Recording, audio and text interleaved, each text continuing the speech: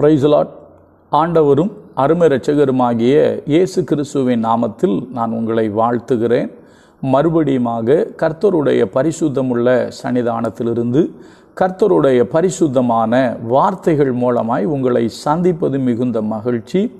ஆண்டவருடைய கிருபையினால் இந்த வாரம் நாம் தொடர்ந்து தியானித்து கொண்டு வருகிற காரியம், அவர்களுக்கு பயப்படாதே. ஆண்டவர் மோசேயை பார்த்து சொன்னார், அவர்களுக்கு பயப்படாதே. அது மாத்திரமல்ல, யோசுவாவை பார்த்து சொன்னார், அவர்களுக்கு பயப்படாதே என்று. முதல் நாளில் பார்த்தோம், எவர்களுக்கு பயப்படக்கூடாது?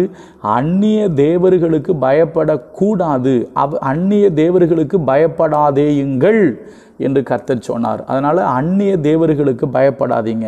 ரெண்டாவது கர்த்தர் சொன்னார், உனக்கு விரோதமாய் கூடுகிற கூட்டம்.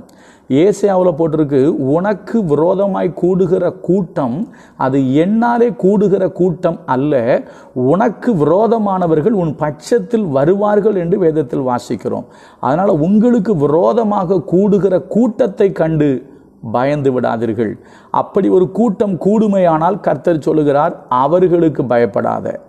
இப்போ நேற்று 5 ராஜாக்களை பார்த்தோம். இன்றைக்கு இன்னும் கொஞ்சம் அடுத்த ஸ்டேஜுக்கு போவோம். யோசுவா கிட்ட கர்த்தர் 11வது அதிகாரத்தில் பேசுகிறத இன்னைக்கு நம்ம பார்க்க போகிறோம். வாசிக்கிறேன். யோசுவாவின் புஸ்தகம் 11வது அதிகாரத்தில் ஆண்டவர் யோசுவாட்ட சொல்கிற வார்த்தையை பாருங்கள். முதல்ல நான் யோசுவாட்ட சொன்னதை படிச்சுட்டு 10ஆம் அதிகாரத்தில் 5 ராஜாக்கள் தான் வந்திருந்தாங்க. 11வது அதிகாரத்தில் எத்தனை ராஜாக்கள்ங்கிறத பார்த்துட்டு இன்னொரு ராஜா, அதாவது இஸ்ரவேலின் ராஜாவாகிய ஆகாபுடைய நாட்களில் ஒரு சம்பவம் நடக்குது, அதையும் பார்த்து நம்ம நிறைவு செய்வோம். பாருங்க, யோசுவா 11வது அதிகாரத்தில் இப்போ பாருங்க, 11:5-6 நான் படிச்சிடுறேன், அதுக்கப்புறம் அது எவ்வளோ பேருன்னு சொல்கிறேன். யோசுவா 11:5-6. இந்த ராஜாக்கள் எல்லாரும் கூடி இஸ்ரவேலரோட யுத்தம் பண்ண வந்து மேரோம் என்கிற ஏரி அண்டையிலே ஏகமாய் பாளையம் இறங்கினார்கள். அப்பொழுது கர்த்தர் யோசுவாவை நோக்கி, அவர்களுக்கு பயப்படாயாக. எப்படி? அவர்களுக்கு. நமக்கு கொடுத்த தலைப்பு தானே, அவர்களுக்கு பயப்படாத. அவர்கள் யாராக இருந்தாலும் பரவாயில்ல, எப்படிப்பட்ட ஆளாக இருந்தாலும் பரவாயில்ல, அவர்களுக்கு பயப்படாத. அந்நிய தேவர்களுக்கு பயப்படாத. உனக்கு விரோதமாய் 5 ராஜாக்கள் வந்து கூடி நின்றாலும் பயப்படாத. இப்போ மறுபடியும் சொல்கிறாரு அவர்களுக்கு என்று சொல்லி. இவங்க எவ்வளோ பேர்னு சொல்கிறேன், கணக்கு சொல்கிறேன், கவனிங்க. இப்போ கர்த்தர் சொல்கிறாரு, அப்பொழுது கர்த்தர் யோசுவாவை நோக்கி, அவர்களுக்கு பயப்படாயாக. நாளை இந்நேரத்திலே நான் அவர்களை எல்லாம் இஸ்ரவேலுக்கு முன்பாக வெட்டுண்டவர்களாக ஒப்பு கொடுப்பேன். நீ அவர்கள் குதிரைகளின் குதிக்கால் நரம்புகளை அறுத்து அவர்கள் ரதங்களை அக்கினியால் சுட்டெரிக்க கடவாய் என்றார். இப்போ ஆண்டவர் யோசுவாட்ட சொல்கிறாரு 2வது முறை. முதல் முறை 5 ராஜாக்கள் கூடியிருந்தார்கள், அவர்களுக்கு பயப்படாத. இப்போ எவ்வளோ பேர் வந்தாங்கன்னு படிக்கலாமா? யோசுவா 11வது அதிகாரத்தில் நீங்கள் 1லேருந்து வாசிங்கன்னா கொஞ்சம் அதிகமாக இருக்கும். பாருங்களேன், நான் படிக்கிறேன் பாருங்க. ஆத்சோரின் ராஜாவாகிய யாபின் அதை கேள்விப்பட்ட போது அவன் மாதோனின் ராஜாவாகிய யோபாவிடத்திற்கும் சிம்ரோனின் ராஜாவிடத்திற்கும் அக்சாபின் ராஜாவிடத்திற்கும் வடக்கே இருக்கிற மலைகளிலும் கிண்ணரோத்துக்கும் தெற்கே இருக்கிற நாட்டுப்புறத்து சமபூமியிலும் மேற்கு எல்லையாகிய தோரிலும் இருக்கிற ராஜாக்களிடத்திற்கும் கிழக்கையும் மேற்கையும் இருக்கிற கானானியரிடத்திற்கும் மலைகளில் இருக்கிற எமோரியர், ஏத்தியர், பெரிசியர், எபோசியரிடத்திற்கும் எர்மோன் மலையின் அடியிலே மிஸ்பா சீமையில் இருக்கிற ஏவேரிடத்திற்கும் ஆள் அனுப்பினார். இவர்கள் கடற்கரை மணல் அளவு வந்தாங்கன்னு போட்டிருக்கு. ரொம்ப எளிமையாக சொன்னா, கிழக்கு, மேற்கு, வடக்கு, தெற்கு சுற்றில் இருக்கிற அத்தனை ராஜாவையும் கூட்டிட்டான். சரியா? இந்த யாபின்கிற ராஜா தனக்கு ஆதரவாக சுற்றிலும் இருக்கிற எல்லாரையும் கூட்டிட்டான். பைபிள் சொல்றது கடற்கரை மணல் அளவு வந்து குமிஞ்சிட்டாங்களாம். முதல்ல பார்த்தது 5 ராஜாக்கள். இப்போ சொல்றேன், 4 திசையில இருந்து பயங்கரமான வந்து சுத்திட்டாங்க. அப்போ 5 ராஜாக்கள் வந்தாலும் சொல்றாரு, பயப்படாத. உங்களுக்கு 4 புறத்திலும் இருந்து சுற்றிலும், ஒரு பாட்டு ஒன்று தெரியுமா?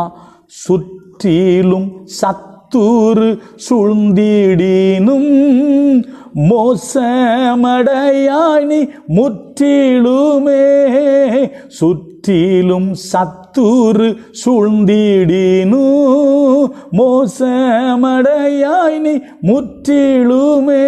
தேவ பிள்ளைகளை, சுற்றிலும் உங்களை சத்துரு சூழ்ந்தாலும் கர்த்தர் சொல்றாரு அவர்களுக்கு பயப்படாத. ஏன்னா இது சாதாரண கூட்டம் இல்லை, பெருங்கூட்டம் வந்துருச்சு. அப்படி இதை கொஞ்சம் இங்கே வச்சுட்டு நான் இன்னொரு ஆளை காமிச்சு கொடுக்குறேன். நீங்கள் பார்த்தீங்க அப்படின்னா ஆகாப் ராஜாவை பற்றி ராஜாக்கள் சரித்திரத்தில் ஒரு சம்பவம் இருக்குது. ஆகாப் தேவனுக்கு பிரியமில்லாத ஒரு ராஜா தான்.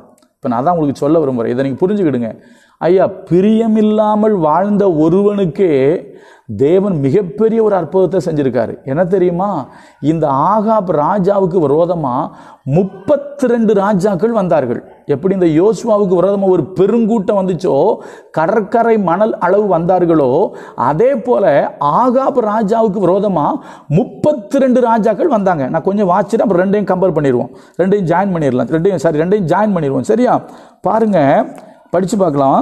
1 ராஜாக்களின் புஸ்தகம் நான் படிக்கிறேன், 20வது அதிகாரம். எப்படி? 1 ராஜாக்கள் 20ஆம் அதிகாரத்தில் பாருங்க எவ்வளோ பேர் ஃபர்ஸ்ட் வந்தாங்கன்னு சொல்கிறேன். 1 ராஜாக்கள் 20:16. அவர்கள் மத்தியான வேளையிலே வெளியே புறப்பட்டார்கள். பெனதாத்தும் அவனுக்கு உதவியாக வந்த 32 ராஜாக்களாகிய மற்ற ராஜாக்களும் கூடாரங்களிலே குடித்து வெறி கொண்டிருந்தார்கள்.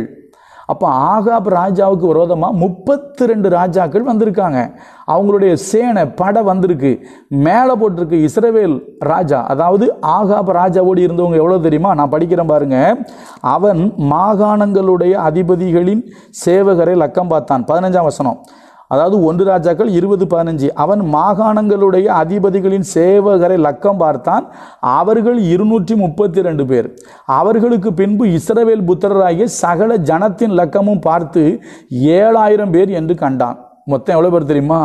7232 பேர். எய்த்து நிற்கிறவன் 32 ராஜா, இவங்ககிட்ட இருக்கிறது வெறும் 7032 பேர். இப்போ அப்படி யோசுவாவுக்கு வாங்க. யோசுவா அவர் ஒரு படையோடு இருக்கார், அவர் தேவ ஜனங்களோடு மட்டும்தான் இருக்கிறாரு. ஆனால் அவருக்கு விரோதமாக ஒரு பெருங்கூட்டம் வந்துருச்சு. எப்படி? கிழக்கு, மேற்கு, வடக்கு, தெற்கு அத்தனை பேரையும் கூட்டிட்டான். நாட்டுப்புறத்துல இருந்து கூட எல்லாத்தையும் கூட்டியாச்சு. பெருங்கூட்டம், கடற்கரை மணல் அளவு வந்திருக்கு. அதே போல தான் ஆகாப் ராஜாவுக்கு விரோதமாக 32 ராஜா வந்திருக்காங்க. கர்த்தர் சொல்றாரு, அவங்களுக்கு என்ன செய்யாத, பயப்படாத. 5 பேர் வந்தாலும் பயப்படாத. நான் சொல்கிறேன், அதை விட 1000 மடங்கு அதிகம் வந்தாலும் பயப்படாத.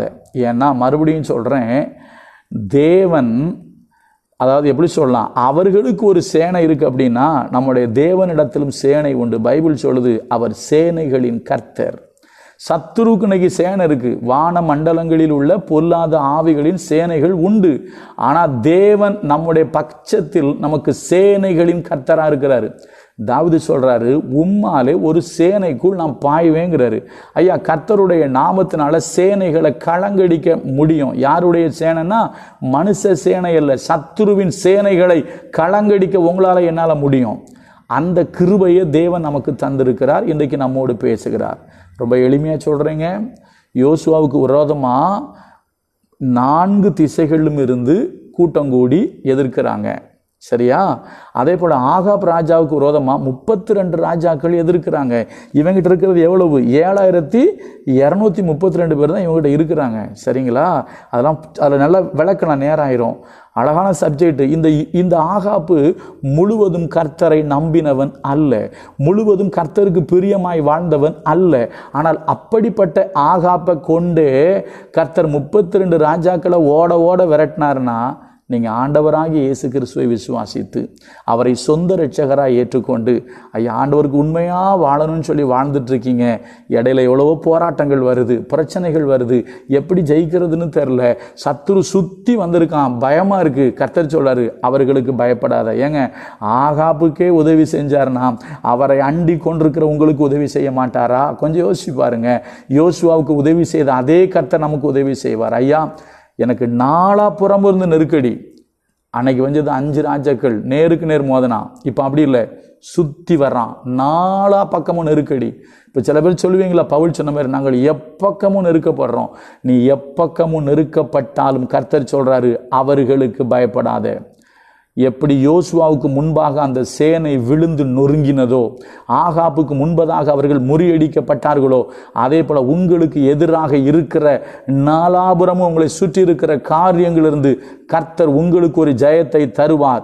கர்த்தர் சொல்லுகிறார், அவர்களுக்கு பயப்படாத. நாளைக்கு இன்னொரு காரியத்தை பார்ப்போம். கர்த்தர் நல்லவர், அவர் கிருபை நம்மேல் என்றும் உள்ளது. God bless you.